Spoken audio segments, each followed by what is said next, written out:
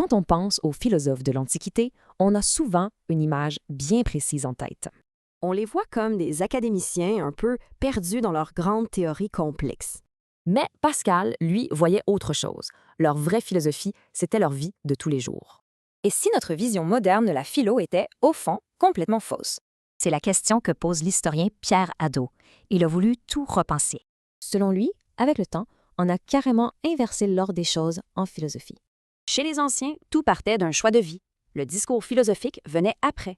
La théorie s'est déconnectée de la pratique. Une idée que les anciens n'auraient pas comprise. Pour bien saisir ça, il faut retourner bien avant que le mot philosophie existe. La pensée grecque, ça a été une évolution rapide et dynamique sur plus d'un siècle. Leur approche, ce n'était pas la théorie abstraite, c'était une enquête concrète sur le monde.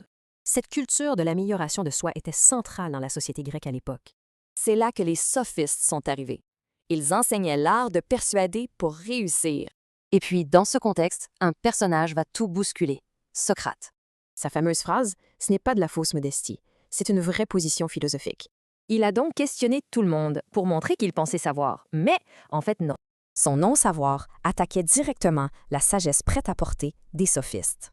Pour lui, on ne pouvait pas séparer les idées de la vie qu'on mène, c'était un tout. Alors cette philosophie comme art de vivre, comment est-ce que ça se pratiquait concrètement? On parle d'exercices spirituels. En gros, c'était des pratiques pour se transformer soi-même.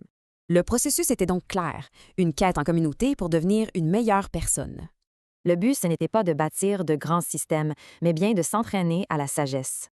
La théorie et le dialogue, c'était juste des outils pour y arriver, pour cette transformation. Alors, si la philo est un art de vivre, comment est-ce qu'on la pratique aujourd'hui?